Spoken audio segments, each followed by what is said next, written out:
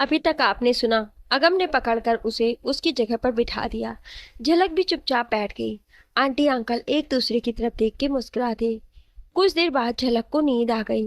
उसका सिर इधर उधर बार बार झूम रहा था। अगम थोड़ा उसकी तरफ खिसक गया। उसने धीरे से उसका सिर अपने कंधे पर रखा। वो आराम से उसके कंधे पर सर रखकर सो गई। सामने बैठे अंकल आंटी उसे देखकर हंस दिए। अगम बोला, ये डॉक्टर है ना? तो इसकी नाइट ड्यूटी थी इसलिए नींद आ गई। ओ, ये डॉक्टर है? अंकल बोले। अब आगे अंकल आंटी को उन दोनों के बारे में बताने लगे। झलक की खुशबू अगम की सांसों को महका रही थी। झलक के बाल उड़ के बार बार उसके चेहरे को छू रहे थे। अगम चुपचाप उसे महसूस कर रहा था। वो नहीं जानता कि वो जब भी झलक से बात करता है तो लड़ क्यों पड़ता है। फिर उसने सोचा, मैं कहाँ लड़ता हूँ? वो तो खुद झलक की ही उसे गुस्सा चढ़ा देती है, जिसके कारण ये लड़ पड़ता है। कोशिश करूंगा अब ना लड़ूं। शिमला जाने में लगभग 7 घंटे लगते हैं। रात के 10 बज गए थे। अंकल ऊपर वाली सीट में जाकर सो गए थे। आंटी भी लेट गई थी। झलक पिछले आधे घंटे से उसके कंधे पर सो रही थी। आंटी बोली, बेटा इसे लेटाकर खुद भी लेट जाओ। आंटी जी कोई बात नहीं, अगर इसे हिलाऊंगा तो इसकी नींद खराब हो जाएगी। सो लेने दो, उठेगी तब मैं सो जाऊंगा। अगम ने धीरे से कहा। आंटी ने अंकल से कहा, देखा ये कितना प्यार करता है अपनी पत्नी से। ऐसा प्यार आपने कभी मुझसे नहीं किया। अंकल अगम से बोले, बेटा अब इस उम्र में तुम्हारे कारण ये भी सुनना पड़ रहा है, पर बहुत अच्छी जोड़ी है, नजर न लगे। अगम चुपचाप उनकी बात सुनता रहा। उसे पति पत्नी शब्द सुनकर मन में खुश हो रहा था। वो सपने सजो रहा था कि काश ये सच में उसकी पत्नी होती तो कितना अच्छा होता। फिर वो सोचने लगा कि वो दादी से खामखा नाराज हो रहा था कि कार में जाना है। माना कि कार में 3 घंटे लगते हैं, पर झलक के साथ ट्रेन के 7 घंटे भी कम लग रहे हैं। वो सोचते सोचते पता नहीं कब खुद भी सो गया। जब उसकी आंख खुली तो सुबह के 4 बज रहे थे। वो अकेले ही सीट पर सो रहा था। झलक सामने आंटी के पास बैठी बातें कर रही थी। वो उनकी बातें सुनने के लिए उसी तरह आंख बंद करके लेट गया। आंटी बोली, शिमला जा रहे हो बेटा? हनीमून पर जा रहे हो? नहीं आंटी जी, मेरा घर है वहाँ, पापा के पास जा रही हूँ। ये अपने बिजनेस के सिलसिले में जा रहे हैं। झलक बोली, अच्छा मायके जा रही है? बेटी तू किस्मत वाली है जो ऐसा पति मिला है। रात तुम बैठे बैठे सो गई थी, इससे तुम्हारा सर अपने कंधे पे रखा और सारी रात बैठा रहा। मैंने कहा था कि ऊपर जाकर सो जाओ। पता है ये क्या बोला? ये बोला कि अगर मैं हिला तो ये उठ जाएगी और इसकी नींद खराब हो जाएगी। देख ले, इतना प्यार करता है तुझसे। अगम आंखें बंद किए चुपचाप सुन रहा था। झलक बोली, जी आंटी जी, ये बहुत अच्छे हैं, बहुत ख्याल रखते हैं मेरा। उसे लगा कि अब बात क्लियर करने से अच्छा है समझने दो, वो जैसा समझते हैं। अगम सुनकर मन ही मन खुश हो रहा था। कुछ देर बाद वो उठकर बैठ गया और सबको गुड मॉर्निंग कहा। फिर झलक से बोला, बड़ी जल्दी उठ गई, थोड़ा और रेस्ट कर लेती, मैं खुद ही जगा देता। आंटी बोली, बेटी चाय पियोगे? हाँ जी आंटी जी, मैं ब्रश करके आता हूँ। वो टॉयलेट चला गया। आंटी ने झलक को कहा, बेटा असली प्यार वही होता है जहाँ लड़ाई भी हो। जिस जोड़े में लड़ाई ना होती हो वो नकली जोड़े होते हैं। पर बेटा लड़ाई जितनी भी करो, पर जैसे तुम जाने की बात कह रही थी, वो भी नाराज हो जाता तो लड़ाई बढ़ जाती है। इसलिए सोच समझ के लड़ो। अच्छा आंटी जी, आगे से ध्यान रखूंगी। झलक बोली। अगम के आने पर फिर सबने चाय पी। अगम सोच रहा था कि कितनी प्यारी लगती है। ट्रेन सही समय पर शिमला पहुंच गई। अगम ने पहले झलक का सामान उतारा, फिर अपना। उसने अंकल और आंटी के चरण छुए। जोड़ी सदा बनी रहे कहकर आंटी ने दोनों को आशीर्वाद देते हुए कहा। अगम को लेने के लिए कार आई थी। उनके जाने के बाद अगम बोला, झलक आओ, पहले तुम्हें तुम्हारे घर झलक पापा की बात याद करके बोली, नहीं आप जाइए, मैं खुद चली जाऊंगी। तुम हद करती हो, कभी मेरी बात मान भी लिया करो। हम एक दूसरे को करीबन 6 महीने से जानते हैं, फिर भी हर बार तुमसे मिलने पर मुझे लगता है कि हम अजनबी हैं। तुम मुझे समझती नहीं हो या समझना नहीं चाहती हो। साथ जाने में क्या हर्ज है? चंडीगढ़ से भी तो एक साथ आए हैं। यहाँ से घर छोड़ने में क्या बुराई है? अगर आशीष होता तो उसके साथ तो दौड़कर चली जाती। मेरे साथ में क्या प्रॉब्लम है? अगम को फिर गुस्सा आ गया। बात वो नहीं है जी जो आप समझ रहे हैं। मेरे पापा को तो आप जानते ही हैं, उन्होंने मुझे आपसे दूर रहने को कहा था, क्योंकि उन्हें लगता है कि आप कोई गलत काम करते होंगे जो गोलियां लगी। अब अगर हम दोनों एक साथ जाएंगे तो उन्हें लगेगा कि हम चंडीगढ़ में भी साथ रहते, मतलब मिलते रहते होंगे, या हमारे बीच कोई रिश्ता है। तो उन्हें और गुस्सा आ जाएगा और बिना सुने वो आपको और मुझे बातें सुनाएंगे। इसलिए पहले मुझे जाने दीजिए, उन्हें सब समझाने दीजिए, फिर आप 1-2 दिन बाद आ जाइएगा। और बाकी रही आशीष की बात, तो हाँ जी, उसके साथ मैं कहीं भी जा सकती हूँ, वो मेरा फ्रेंड है। आपको इतनी बार कहा है कि मैं जहां भी जाऊं, जिसके भी साथ जाऊं, मेरी मर्जी है, मुझे किसी से पूछने और बताने की जरूरत नहीं। ठीक है, जो करना है करो। अगम ने कार का दरवाजा जोर से बंद किया और ड्राइवर को चलने को कह दिया। उसे बहुत गुस्सा आ रहा था। उसकी नजर में मैं कोई गुंडा बदमाश हूँ जो रोज 10-20 बंदे मारकर सोता हूँ, और कल का मिला वो आशीष इसका फ्रेंड हो गया। ठीक है, ऐसे ही सही। उसने जोर से सीट पर मुक्का मारा। ड्राइवर ने कार रोक दी। उसने चलाने का इशारा किया और शीशे में दूर होती झलक को देखा। उसे लग रहा था कि जैसे वो उसकी जिंदगी से दूर होती जा रही है। झलक ने टैक्सी की और घर आ गई। उसे सारे रास्ते अगम की बातें, उसका चेहरा याद आता रहा। उसे याद आया ट्रेन में जब उसकी आंख खुली तो उसने खुद को अगम की बाहों में पाया। वो आराम से उसके सीने पर सर रखकर सो रही थी। उसकी हल्की सी दिल की धड़कन एक प्यारी सी म्यूजिक की तरह लग रही थी। उसने हल्के से होना चाहा, पर अगम ने उसे और नजदीक कर लिया, जैसे एक माँ सोते हुए बच्चे को गिरने के डर से पकड़ लेती है। उसने राहत की सांस ली जब देखा कि आसपास वाले सब सो रहे हैं। उसने मुंह उठाकर उसकी तरफ देखा। वो सीट पर सिर टिकाए सो रहा था। झलक ने धीरे से उसकी बाहें खोली, खुद को उससे अलग किया, उससे ठीक करके आराम से नीचे लिटाया और खुद ऊपर जाकर सो गई। झलक को इसके साथ एक सिक्योरिटी सी थी। उसे उसके साथ कोई डर नहीं लगता था। उसकी छूने में गंदगी नहीं थी। उसकी हर बात में एक रिस्पेक्ट और प्यार दिखता है। उसके गुस्से में भी प्यार झलकता है। कितना जलता है वो आशीष से। झलक को अच्छा लगता था जब वो चिढ़ता था। झलक के चेहरे पर मुस्कान थी। वो अकेली बैठी हंसी रही थी। टैक्सी रुक गई। ड्राइवर उसे बुला रहा था। उसने आके देखा तो ड्राइवर बोला, बेटी कब से पुकार रहा हूँ तुम्हें, घर आ गया। ओह थैंक यू, कहकर पैसे देकर झलक अंदर चली गई। उसके पापा नाश्ता कर रहे थे। उसने पीछे से जाकर आंखें बंद कर दी। डॉक्टर ने उसके हाथों को छुआ और बोले, तूने आने से पहले फोन क्यों नहीं किया? मेरा बच्चा कब आया? क्या पापा, आप 1 मिनट में पहचान लेते हो? थोड़ी देर ना पहचाने की एक्टिंग ही कर दिया करो। आप बिना बहुत बोरिंग हो। झलक पापा से लिपटते हुए बोली। बेटी से आते जेंट्स परफ्यूम की खुशबू डॉक्टर गिल के नाक में घुस गई। उन्हें बेटी पर शक हुआ, पर वो बोले कुछ नहीं। चल हाथ धो ले, खाना खा ले, बाद में बात करते हैं। फिर आवाज लगाते हुए बोले, ओए रमेश, क्या मर गया? अपनी लाडो आई है, इसका सामान अंदर ले जा। आया सर जी। फिर झलक की ओर मुड़कर बोला, नमस्ते दीदी जी, कैसे हो आप, ठीक हो? हाँ मैं ठीक हूँ, और तू सुना, ठीक ठाक? झलक बोली। झलक ने पापा का चेहरा बदलते देख लिया था। उसे समझ नहीं आया कि क्यों एकदम से पापा का चेहरा क्यों बदल गया, जैसे मैंने कुछ गलत किया हो। उसने पूछा, पापा आप मुझसे नाराज हो? नहीं तो मैं क्यों नाराज होऊंगा।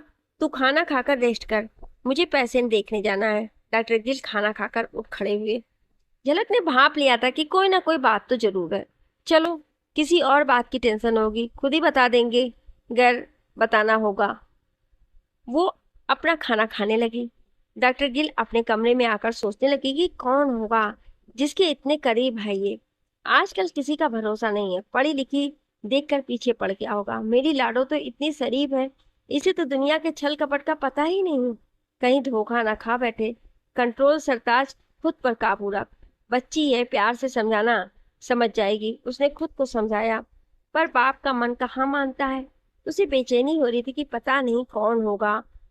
अगर वो बताए तो ठीक, ये खुद से पूछे भी तो कैसे, बच्चे नाराज भी ना हो जाए। वो सोचे जा रहे थे और कमरे में चक्कर लगाए जा रहे थे। झलक खाना खाकर कमरे में जाकर लेट गई। लंबे सफर के कारण वो काफी थक गई थी। वो लेटते ही सो गई। अगम होटल में आ गया था। वो कमरे में आते ही नहाने चला गया। उसे झलक पर बहुत गुस्सा आ रहा था। हर बार ऐसा ही करती है। जब भी लगता है कि वो मेरी है, मुझे अपना समझती है, उसी समय वो अजनबी बन जाती। शायद मैं ही पागल हूँ, बिना मतलब बातों को अपने अंदाजे से मतलब निकालता रहता हूँ। शायद उसके मन में कुछ हो भी ना, शायद वो आशीष को पसंद करती है। फिर क्यों मेरे कंधे पर सर रखकर सोई? जब उसे मैं अच्छा नहीं लगता तो दूर रहे मुझसे, लेकिन वो तो दूर जा ही रही थी। मैंने ही रोक लिया था। सच में मेरे जैसा उल्लू नहीं है। जब वो नहीं पसंद करती तो क्यों उसे अपनी तरफ खींच रहा है? सोचते सोचते वो नहाकर नीचे डाइनिंग रूम में आ गया। आशीष को वो फ्रेंड मानती है, लेकिन मुझे तो उसने कभी फ्रेंड भी नहीं कहा। आशीष उसके लिए काफी अच्छा है, मुझे तो उसने कभी थोड़ा अच्छा भी नहीं कहा। वो सोचते सोचते चला आ रहा था कि टेबल से टकरा गया।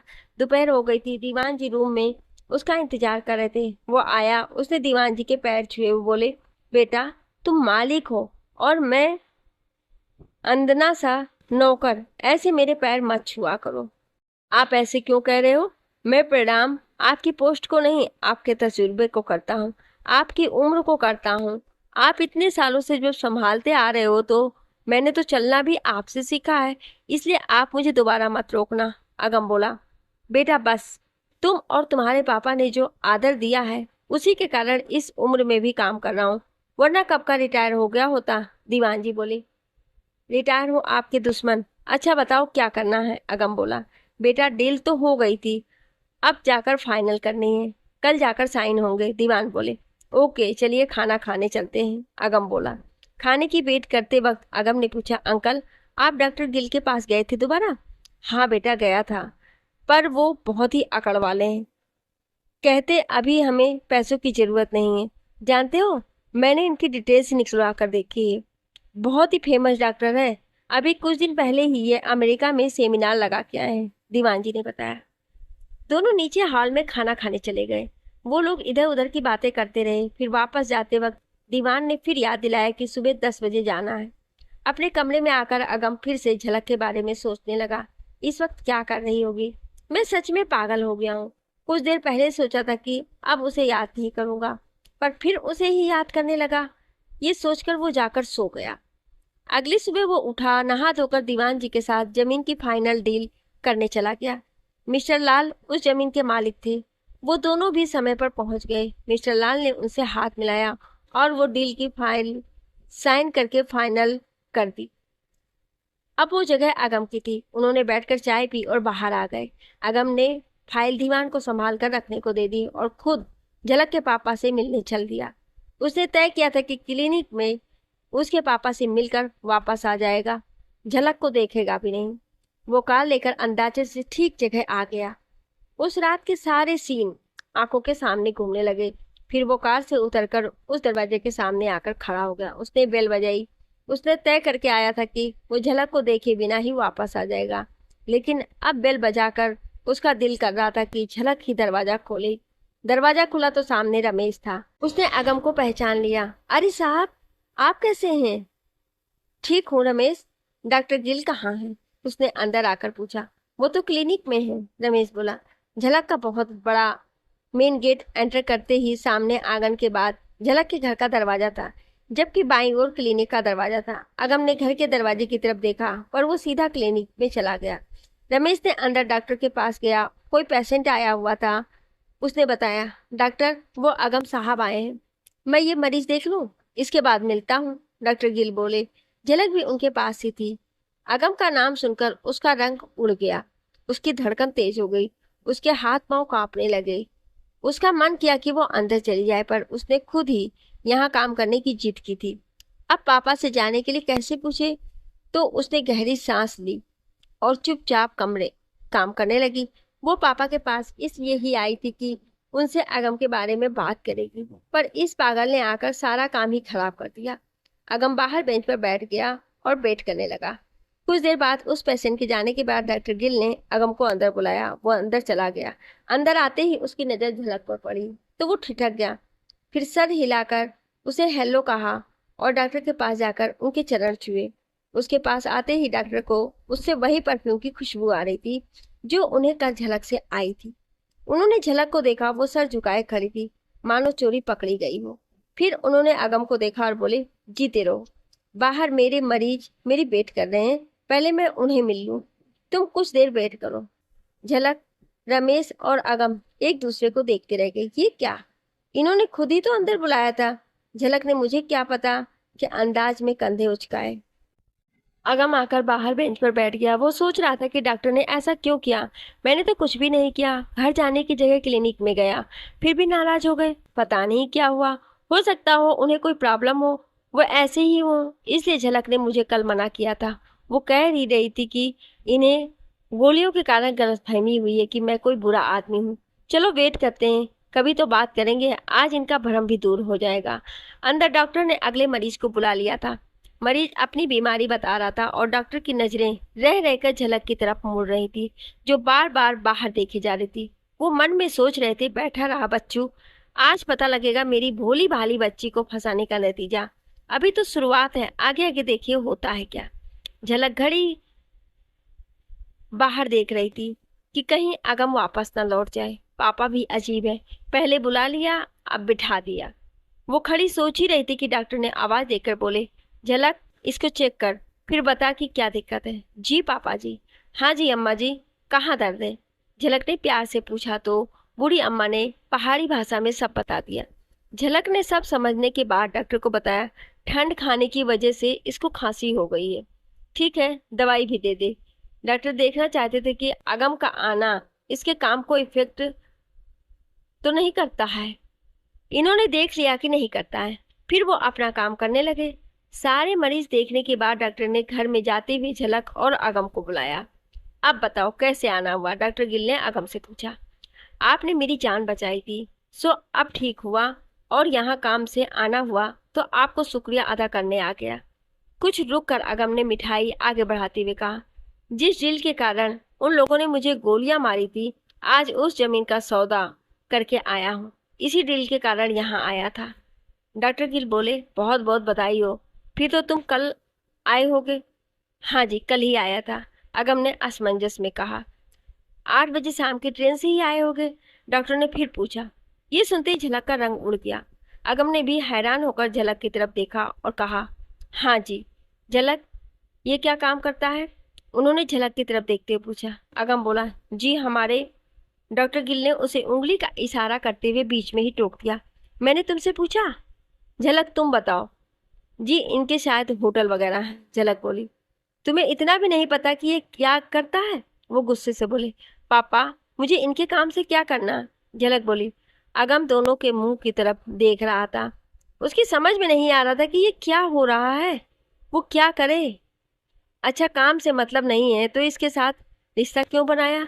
पहले इसे जान तो लेती कि क्या करता है, इसके घर में कौन कौन है, इनका काम क्या है, फिर प्यार करती। तू भी और लड़कियों की तरह इसके चेहरे को देखकर इसके पीछे ही होली। डॉक्टर गिल ने सारा गुस्सा निकाल डाला। लेकिन पापा, लेकिन अंकल, लेकिन क्या? तुम दोनों ने मुझे क्या पागल समझ रखा है क्या? जिस दिन तुम आई थी, मुझे उसी दिन पता चल गया था कि तुम किसी लड़के के साथ आई हो, और आज जब ये आया तो मुझे पता चल गया कि ये वही है जो तुम्हारे साथ चंडीगढ़ से शिमला तक आया है। फिर भी तुम दोनों मेरे सामने अनजान बन रहे हो। बंद करो ये नाटक करना। डॉक्टर का गुस्सा चरम पर था। पापा ऐसा कुछ नहीं है जैसा आप गलत समझ रहे हैं। हमारी सिर्फ जान पहचान है, उससे ज्यादा कुछ नहीं। आप मेरा विश्वास करें। पापा, पापा। झलक रो पड़ी और उन्हें बुलाती रही। उनकी आंखों में भी आंसू थे। वो बोले, मुझे तुमसे ये उम्मीद नहीं थी। तुम अब भी झूठ बोल रही हो। कल मुझे तुम्हारे कपड़ों से इसकी परफ्यूम की स्मेल आई थी। एक बाप के लिए ये कितना अजीब है। उस पर तुम कह रही हो कि तुम दोनों में कुछ नहीं है। कह दो कि कल तुम दोनों साथ नहीं थे, तुम इससे गले नहीं लगी। उनसे और बोला नहीं किया। वो रो पड़े। झलक उनके पास आई तो उन्होंने हाथ दिखाकर उसे रोक दिया। झलक ने अगम को देखा। अगम सीरियस बैठा था। उसने मैं क्या करूं के अंदाज में कंधे उचकाए। डॉक्टर गिल अपने कमरे में चले गए। झलक बुरी तरह रो रही थी। उसे जिस बात का डर था वही हो गई। अगम बेचारा बना वहीं बैठा उसे रोती हुई देख रहा था। ना वो पास आ सकता था, ना वो बैठकर देख सकता था। झलक को इस तरह देखकर उसका दिल रो रहा था। वो क्या करे कि ये चुप हो जाए। ये सब मेरी वजह से हुआ है। ये बेचारी ने तो कल भी यही कहा था कि मेरे पापा मानेंगे तो बात करूंगी। उसे बात याद आई। वो उठा और डॉक्टर के कमरे में चला गया। उसने बाहर से कहा, डॉक्टर गिल, आप इस तरह हम पर इल्जाम लगाकर जा नहीं सकते। अदालत भी अपना पक्ष रखने का मौका देती है। आपने बिना जिरह किए गवाहों की बात सुने बिना अपना फैसला सुना दिया। एक बार हमारी बात भी सुन लीजिए। हमें उस जुर्म की सजा मत दीजिए जो हमने किया ही नहीं। माना कि आपको मैं पसंद नहीं और ना जी आपको मुझ पर भरोसा है, पर झलक का क्या? वो आपकी बेटी है, आपको उस पर अपनी परवरिश पर तो भरोसा रखना चाहिए। देखिए, आप प्लीज इस तरह उस पर जुल्म मत कीजिए, वो रो रो कर मर जाएगी। डॉक्टर प्लीज आप मेरी बात सुनिए, दरवाजा खोलिए, मुझे अंदर आकर अपनी बात रखने दीजिए प्लीज। अगम भी बोलते बोलते रो दिया। दूर बैठी झलक उसे देख रही थी और उम्मीद कर रही थी कि सब ठीक हो जाए। डॉक्टर ने दरवाजा खोल दिया। अगम अंदर चला गया। झलक को कुछ आस हो गई, वो चुप हो गई। उसके चुप होने से अगम ने गहरी सांस ली और अंदर पड़ी कुर्सी पर बैठ गया। कहो क्या कहना है? डॉक्टर गिल बोले। डॉक्टर, उस दिन यहाँ मैंने झलक को बेहोशी की हालत में देखा था, तो मुझे उसी वक्त उससे प्यार हो गया था। पर आप लोगों ने कहा कि मैंने सपना देखा होगा, तो मैं मान गया कि शायद मैंने सपना ही देखा हो। पर पीजीआई जब मैंने इसे दोबारा देखा तो मैं हैरान रह गया। फिर इसने भी कह दिया कि ये मुझे नहीं जानती, ये कभी शिमला आई ही नहीं और मैं इसके लिए अजनबी हूँ। मैंने इसे फिर अपनी किस्मत माना कि जैसे मैंने सपने में देखा वही मेरे सामने आ गई। पर मुझे इससे प्यार हो गया था। इसने हमेशा मुझसे दूरी रखी। इसने मेरी बहन का इलाज भी किया। हम कई बार आपस में टकराए, लेकिन कभी जान कर नहीं, हर बार गलती से। हम हमेशा एक दूसरे के लिए अजनबी रहे। सच मानिए हमारे बीच कुछ भी नहीं है, यहाँ तक कि ये मुझे अपना दोस्त भी नहीं मानती। हम हर बार इत्तेफाक से मिले और मम्मी की कसम जब भी हम मिले अक्सर लड़ते ही थे। इस बार भी मुझे सच में नहीं पता था कि ये शिमला आ रही है। मैं पहले भी कई बार शिमला आया हूँ, पर कार में। इस बार मेरी दादी ने मुझे कार से आने नहीं दिया। उन्होंने मेरी ट्रेन की टिकट बुक करवाई। मुझे कुछ नहीं पता था। आप मेरे खास दोस्त विराज से पूछ सकते हैं। वो हम दोनों को करीब लाना चाहता है और उसने कोशिश भी की, पर हर बार हम लड़ पड़ते। अगम ने शुरू से अंत तक सारी स्टोरी सुना दी। जब तुम दोनों में इतनी लड़ाई होती है तो तुम्हारी परफ्यूम इसके कपड़ों में कैसी लगी? डॉक्टर गिल ने अगम को घूरते हुए पूछा। डॉक्टर, जब मैं ट्रेन में अपनी सीट पर आया तो झलक को देखकर हैरान रह गया। इसकी सीट पर नीचे वाली थी। हम एक ही सीट पर बैठे और हमेशा की तरह लड़ पड़े। तब मुझसे गुस्सा होकर झलक अपनी सीट बदलवाने के लिए उठी, पर अचानक ट्रेन चल पड़ी। ये मुझ पर गिर पड़ी। बस उस वक्त शायद इसके कपड़ों पर मेरी परफ्यूम लग गई होगी और आपने पता नहीं किया क्या कह दिया। हाँ, मैं उससे प्यार करता हूँ, मुझे आप कुछ भी कह लो, पर उस बेचारी का कोई कसूर नहीं है।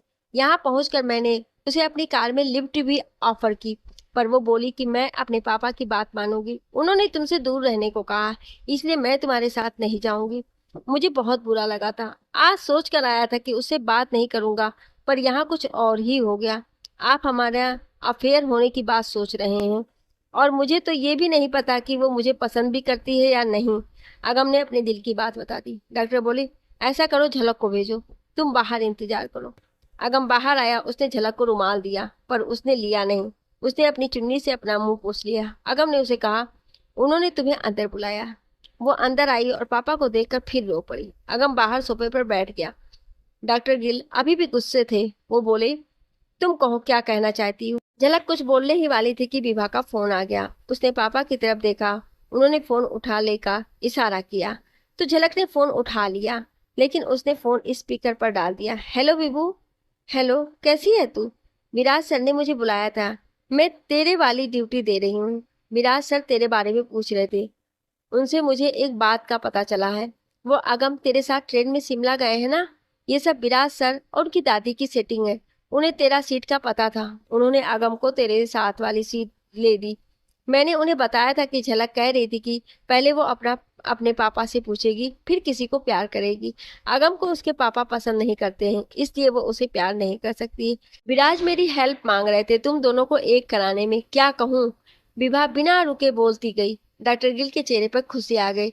झलक उनकी तरफ ही देख रही थी। उसने विभा से कहा, विभू मैं अभी पापा के साथ क्लिनिक में हूँ, कोई और बात तो नहीं है? मैं बाद में बात करूँ। विभा के ओके कहने पर उसने फोन काट दिया और पापा की तरफ देखा। झलक के फोन बंद करते ही पापा ने झलक को पकड़ा और गले लगा लिया और बोले, सॉरी बेटा, इस खराब जमाने ने मुझे अपनी बच्ची पर शक करने पर मजबूर कर दिया। मेरा अपनी परवरिश पर से विश्वास उठवा दिया। ये शक बहुत ही बुरी चीज है। आई एम रियली सॉरी पुत्र। झलक बोली, पापा आप डांटते हुए अच्छे लगते हो, इस तरह माफी मांगते हुए नहीं। पापा अगर आप उस दिन ही मुझसे पूछ लेते तो मैं उसी दिन बता देती, पर आप, चलो छोड़ो। वो अगम जी भी पता नहीं क्या सोच रहे होंगे हमारे बारे में। बेटा तुम्हें वो पसंद है? मुझे तो लड़का अच्छा लगा। वो बार बार कह रहा था कि वो तुझे प्यार करता है, और ये उसने साबित कर दिया। उसने मुझे तुम दोनों के बारे में सब कुछ बता दिया, और बताया कि वो तुम्हें चाहता है। इसमें तुम्हारा कोई कसूर नहीं है। उसने ये भी बताया कि तुम उसे पसंद नहीं करती, और जब भी मिलते हो आपस में लड़ते हो।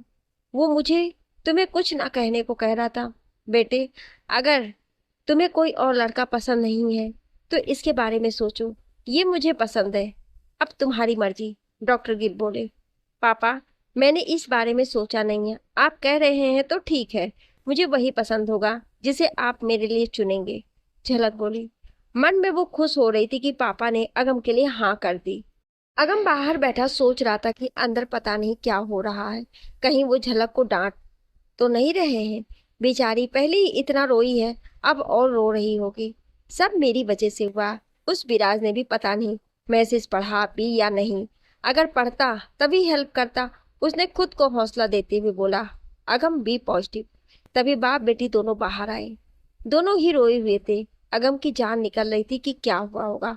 वो आकर बैठ गए, पर बोला कोई भी नहीं। अगम की बर्दाश्त की हद हो गई थी।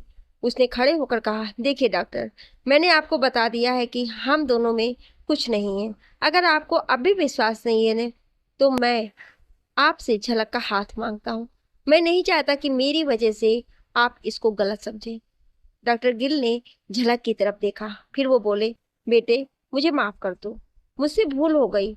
बच्चे हमेशा गलत नहीं होते हैं, कभी कभी माँ बाप भी गलत हो जाते हैं। माँ बाप को बच्चों पर भरोसा रखना चाहिए। अगर भरोसा करेंगे तो बच्चे धोखा कभी नहीं देंगे।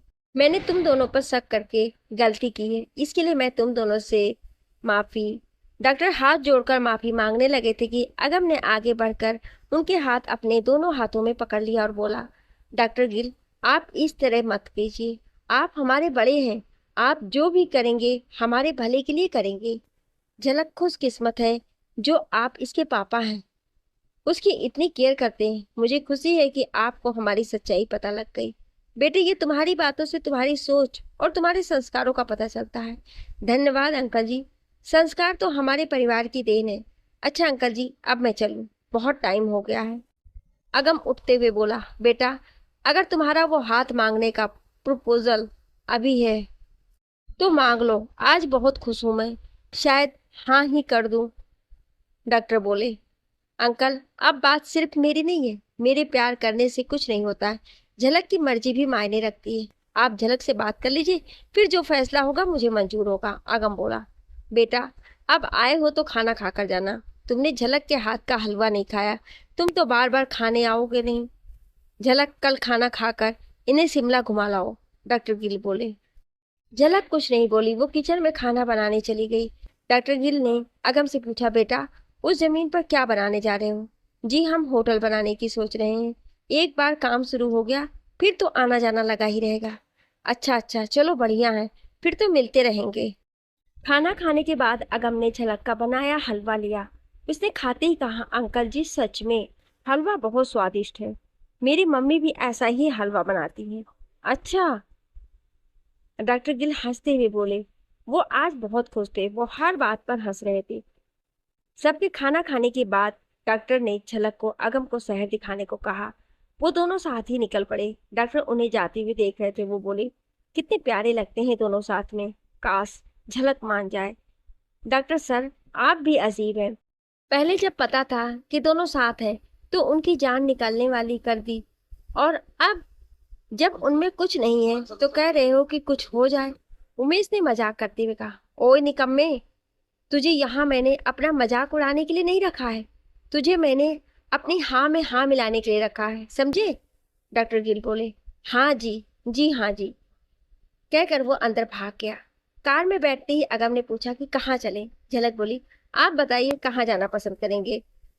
जाखू रिच पर चले, साथ में जाखू मंदिर भी हो आएंगे। चलो चलते हैं, रास्ता बताते रहना। अगम ने कार चला दी। वहां से 2 किलोमीटर की दूरी पर जाखू था। वो कुछ ही देर देर में वहां पहुंच गए। झलक ने कहा, कार यहीं पार्क पर कर दो, यहाँ से पैदल जाना है। अगम ने कार पार्क की, फिर दोनों सड़क पर चल पड़े। रिच एक बहुत बड़ी मार्केट थी, जहां हर किस्म की दुकान थी। यहाँ से दूर दूर की बर्फ से ढकी सफेद पहाड़ियां दिख रही थी। यहाँ पर खास तौर पे पर्यटकों के लिए कई गिफ्ट शॉप, कैफे और रेस्टोरेंट थे। अगम सड़क के किनारे से दूर पहाड़ियों की सफेदी देख रहा था। उसका मन कर रहा था कि वो उन पहाड़ियों पर जाए। झलक उसे देख रही थी। वो मासूम बच्चे की तरह पहाड़ों को देख रहा था। झलक उसकी बाह पकड़कर बोली, अगम जी चलो, अभी मंदिर भी जाना है, फिर वापस भी आना है। हम रोपवे केबल कार से चलें। क्या रोपवे केबल कार? चलो चलो, मजा आ जाएगा। अगम बच्चों की तरह खुश होते हुए बोला। वो दोनों केबल कार में बैठ गए। एक केबल कार में 6 लोग बैठते थे। वो दोनों भी बैठ गए। अगम कार न सीट पर बैठा था। झलक उसके बगल में बैठी थी। उसकी दूसरी तरफ एक लड़का आकर बैठ गया। अगम उठा और उसे अपनी सीट पर बैठा के खुद उसकी सीट पर बैठ गया। केबल कार चलने लगी तो अगम ने उसका हाथ पकड़ लिया। झलक को लगा कि शायद ये डर रहा है। उसने भी उसका हाथ कस के पकड़ लिया। अगम बाहर के नजारे देखने में बिजी था। उसे पता नहीं था कि उसने उत्सुकता में झलक का हाथ पकड़ रखा है। दूर पेड़ों के ऊपर हनुमान जी की मूर्ति नजर आ रही थी। झलक ने उसे बताया कि वहां मंदिर है, हमें वहां जाना है। उसने ऐसा नजारा कभी नहीं देखा था। जब कार रुकी तब झलक ने उसे पकड़कर उतारा। वो लोग मंदिर की तरफ जा रहे थे। झलक ने पूछा, आप कभी मंदिर जाते हैं? हाँ, हम लोग मंदिर, गुरुद्वारा, चर्च, दरगाह हर जगह जाते हैं। बेशक हम सिख धर्म के हैं, लेकिन हम दूसरे धर्मों का भी पूरा आनंद करते हैं। मेरी मम्मी ने हमें बचपन में सिखाया था कि अगर तुम किसी को अच्छा नहीं कह सकते तो ना सही, पर किसी को कभी बुरा मत कहना। आगम बोला, आपको पता है, कहते हैं जब श्री लक्ष्मण जी तीर लगने से बेहोश हो गए थे और हनुमान जी संजीवनी बूटी लेने गए थे तो वो जाते वक्त यहीं रुके थे। उन्हीं की आदर में यह मंदिर यहाँ बनाया गया है, झलक ने बताया। वो लोग केबल कार में वापस आए। उन्हें वापस आते आते शाम हो गई थी। अगम ने झलक से कहा, मैं कल वापस जा रहा हूँ, तुम कब जाओगी? देखती हूँ, कल जाऊं या परसों जाऊं, पापा से पूछ कर देखूंगी, झलक बोली। पर वो उसे देखते हुए मन में कह रही थी, अगर आप एक बार कह दे कि मेरे साथ चलो तो मैं तुम्हारे साथ चल दूंगी। कहो तो सही। अगम ने एकदम से उसकी तरफ देखकर पूछा, कुछ कहा तुमने? झलक भी झिझक कर बोली, नहीं तो। झलक बोली, आज आपने पापा और मेरी गलतफहमी दूर की, उसके लिए थैंक यू। मुझे तो समझ ही नहीं आ रहा था कि मैं क्या करूंगी, मेरा जीना मुश्किल हो जाता। इसमें थैंक यू की क्या बात है? मैंने तो खुद की सफाई दी थी। तुम्हारे बारे में तो उन्होंने खुद ही सोचा है। अब मैं झूठ बोलूं, ये मेरी पर्सनालिटी पर जचता ही नहीं है। अगम बोला, अरे बच्चे आ गए, मेरा बच्चा कहाँ घूम आए, कहकर डॉक्टर ने झलक को गले लगा लिया। अगम बोला, अंकल जी, हम जाखू मंदिर जाकर आए हैं, बहुत ही मजा आया, बहुत ही अच्छा लगा। अच्छा अंकल जी, अब मैं चलता हूँ, कल सुबह वापस भी जाना है। अरे बेटे, कुछ देर तो बैठो। अच्छा, कल जा रहे हो? झलक, तुम भी कल चली जाओ, परसों जल्दबाजी करोगी, कल जाकर आराम कर सकती हो। डॉक्टर गिल झलक से बोले। ठीक है पापा जी। फिर अगम से बोली, अगम जी, मेरी टिकट भी करा लेना। ओके, अच्छा बाय, मैं चलता हूँ। पैरी पोना अंकल जी, कहकर उसने डॉक्टर के चरण छुए, फिर झलक को बाय करते हुए चला गया। उसके जाते ही झलक अपने कमरे में चली गई और डॉक्टर सर पकड़ के सोचने लगे, ये बच्चे भी अजीब हैं। अब समझ आया कि क्यों अगम की दादी ने विराज को इनको मिलाने के लिए उसे इनके पीछे लगाया है। आज चेक किया कि कोई परफ्यूम की खुशबू नहीं आ रही। शरीफ बच्चे हैं दोनों। घूमने भेजा तो लड़के लड़कियां मूवी देखते हैं, पार्कों में जाते हैं, मॉल घूमते हैं, और हमारे गए तो मंदिर। धन है ये दोनों भी, इनको तो भगवान ही मति दे। अगले दिन शाम 4:30 बजे की ट्रेन थी। अगम उसे लेने उनके घर आया। डॉक्टर से मिलकर बोला, ठीक है अंकल जी, अब हम चलते हैं। मैंने सोचा आपसे मिल भी लूंगा और झलक जी को भी ले आऊंगा। चलो, अच्छा किया बेटा, ये लो, मैं कल देने वाला था, भूल गया। ये मेरा प्यार है तुम्हारे लिए। वहां झलक का ध्यान रखना। अब मैंने इसकी चिंता छोड़ दी है, अब ये तुम्हारी जिम्मेदारी है, संभालना। डॉक्टर गिल बोले। झलक ने उनके गले लग के विदा ली। दोनों सही समय पर स्टेशन पहुंच गए। अगम ने ड्राइवर को वापस चले जाने को कहा। वो दोनों ने कुछ देर ट्रेन की वेट की थी। ट्रेन आ गई। अगम ने दोनों का सामान रखा, फिर झलक को ले जाकर बिठा दिया। झलक फिर से खिड़की वाली सीट पर बैठ गई। सुनो, अंकल ने तुम्हारी जिम्मेदारी अब मुझे सौंप दी है, इसलिए कुछ भी करो मुझे बता कर करना, ठीक है ना? अगम बोला। अच्छा जी, और कुछ? झलक ने पूछा। हाँ, लड़कों से बात भी मुझसे पूछ कर करना, स्पेशली उस आशीष से। अगम बोला। मैं नहीं पूछती किसी से, मैं पापा से कह दूंगी। मुझे ऐसा बॉडीगार्ड नहीं चाहिए। झलक बोली। कमाल है, मैंने सिर्फ आशीष का नाम लिया और तुम चिढ़ जाती हो। मैं नहीं चिढ़ती, आप हो जाते हो उसका नाम सुनते ही। आपको उससे जलन होती है। झलक ने उसे छेड़ा। किसने कहा कि मुझे जलन होती है? मैं क्यों जलूंगा? मुझे क्यों जलन होगी? वो जले तो जले, मैं क्यों जलूं? अगम बोला। तो फिर ठीक है, आज के बाद आप मुझे आशीष से मिलने बात करने से नहीं रोकेंगे। झलक बोली। मेरी जलन का आशीष से क्या मतलब? अगर मैं कहूं कि जलन होती है तो क्या तुम मिलना बात करना छोड़ दोगी? अगम बोला।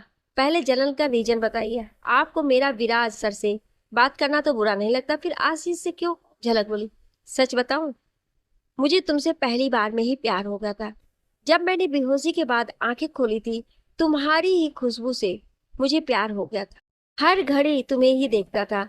झलक का चेहरा शर्म से लाल हो गया था। उसे अच्छा लगा वो, और छेड़ने के मूड में आ गया वो। बोला, मेरा सपना पता है क्या है? मेरा सपना है तुम्हें बाहों में लेकर रात को सोऊं और बाहों में तुम्हारे चेहरे के साथ मेरी आंखें खुले। I love you. अगम धीमी आवाज में बोला। झलक तो जैसे जम ही गई हो। उसने पकड़कर हिलाया तो वो हिली। अगम की बात सुनकर झलक सुन्न हो गई। उसने अगम से इस तरह की उम्मीद नहीं की थी। सामने लोग बैठे थे, अगम ने उनकी भी परवाह नहीं की। उसने अगम की तरफ देखा। अगम के आंखों में सच्चाई थी, पर झलक अगम को कुछ दिखाना नहीं चाहती थी। वो चुपचाप खिड़की की तरफ मुंह करके बैठ गई। अगम ने उसे बुलाया। तुम आज भी कुछ नहीं बोलोगी? ये दूसरी बार है। अगर तुम इसी तरह इग्नोर करती रहोगी तो कहीं मेरा मन भी बदल जाए। अगर हाँ नहीं करनी तो ना ही कर दो, कम से कम मुझे तसल्ली तो हो जाएगी। अच्छा जी, निकले ना, आप भी और लड़कों जैसे ही हैं। झलक धीमी आवाज में बोली। क्यों? मैंने ऐसे क्या कहा? अगम ने सोचते हुए पूछा। क्यों? आपने अभी तो कहा कि अगर ना है तो बता दो, ताकि आप कोई और लड़की ढूंढ सके, या आप लड़कों की भाषा में और लड़की पटा सके। झलक इस अंदाज में बोली कि सामने वाला सुन ना ले। यार कमाल करती हो तुम भी। मैं तो इसलिए कह रहा था कि अगर तुम ना कर दो तो पता चल जाएगा कि मुझ में कोई तो कमी है और मैं सुधारने की कोशिश करूंगा। तुम जानती नहीं हो, मेरे लिए लड़की मतलब झलक, प्यार मतलब झलक, जिंदगी मतलब झलक। मैं किसी और के बारे में सोचने से पहले मर जाऊं। झलक ने उसके मुंह पर हाथ रख दिया। ऐसी बातें नहीं किया करते हैं, अभी तो एक उम्र पड़ी है लड़ने को। मैं ये जिंदगी आपके साथ लड़कर बिताना चाहती हूँ। अच्छा ठीक है, उसने भी ध्यान में कहा। फिर कुछ समझ आया तो बोला। क्या क्या कहा तुमने? तुम सच कह रही हो झलक? उसने एकदम से झलक का हाथ पकड़ते हुए पूछा। झलक ने आसपास लोगों को देखते हुए हाथ छुड़ा लिया और धीमे से बोली। इसलिए मैं जवाब नहीं दे रही थी। आप देखते भी नहीं हैं कि हम बैठे कहाँ हैं। अच्छा बाबा नहीं करता, सब अपनी बातों में मस्त हैं, किसी को हमसे क्या लेना? अगम बोला। झलक फिर खिड़की से बाहर देखने लगी।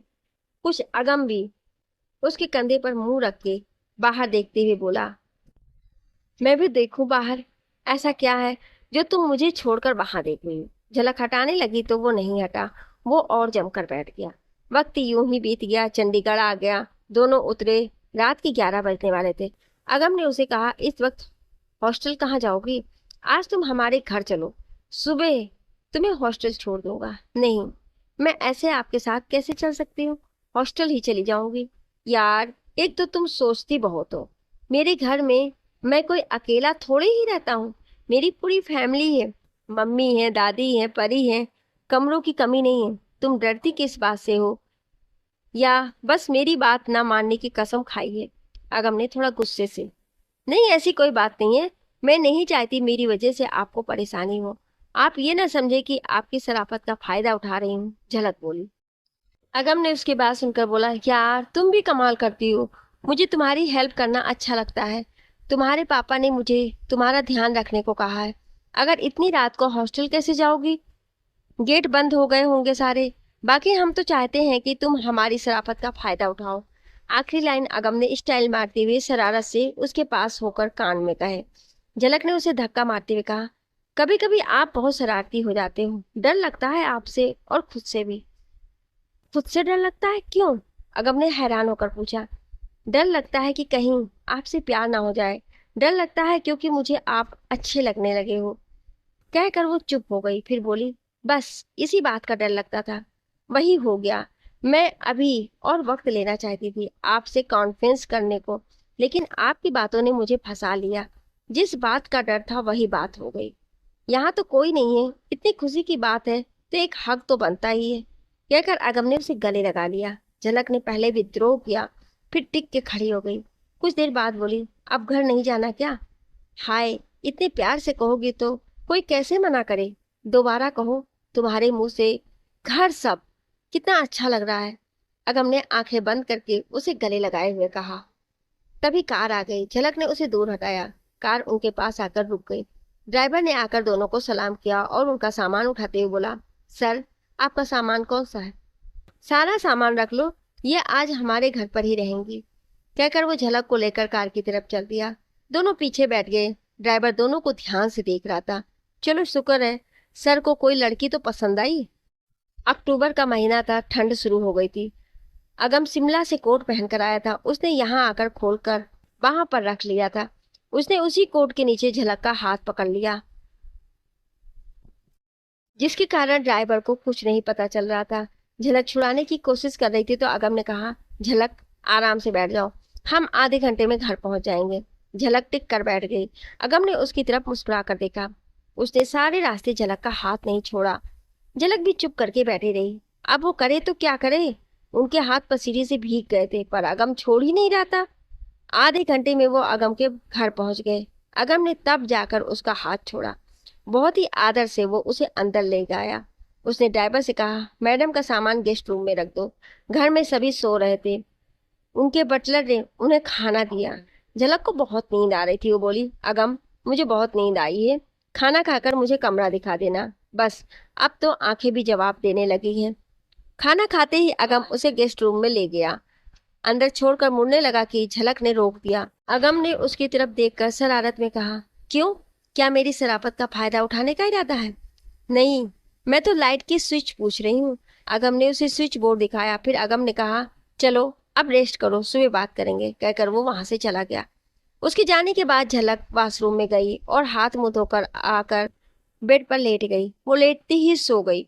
अगम भी नहा धोकर सो गया। अगम बहुत खुश था। झलक ने मान लिया था कि वो उसे पसंद करती है। मैं मौका देकर अपने घर वालों और उसके पापा को बता दूंगा। उसका दिल कर रहा था कि वो सबको बताए, लेकिन रात हो गई थी, वो सब सो रहे थे। अगले दिन सुबह झलक जल्दी ही उठ गई थी। वो तैयार होकर कमरे में ही बैठी थी। उसे डर था कि वो बाहर गई तो सबको क्या बताएगी। उसने अगम को गुड मॉर्निंग का मैसेज किया। अगम ने उसी वक्त दो मैसेज भेज दिए, उठ गई, गुड मॉर्निंग। कुछ देर में अगम ने उसके कमरे के दरवाजे पर नॉक की। उसने पूछा, कौन है? मैं हूँ, अंदर आ जाऊं? अगम बोला, हाँ जी आ जाइए। झलक बोली। अगम उसी वक्त अंदर आ गया और उसे गले लगाकर बोला, गुड मॉर्निंग। ऐसे बोलते हैं अपने बॉयफ्रेंड से गुड मॉर्निंग। झलक ने उसके सीने में सर छिपाकर कहा, गुड मॉर्निंग। अगम अभी अभी नहा कर आया था। उसके बदन से खुशबू आ रही थी। झलक को अच्छी लग रही थी। चलो तुम्हें तुम्हारा ससुराल दिखा दूं और ससुराल वालों से मिला दूं। अगम ने उसे छेड़ते हुए कहा और उसे लेकर बाहर आ गया। अब आगे की कहानी जानने के लिए सुनिए अगला भाग। क्या आप अगला भाग सुनना चाहते हैं तो कमेंट में यस जरूर लिखिएगा। Thank you.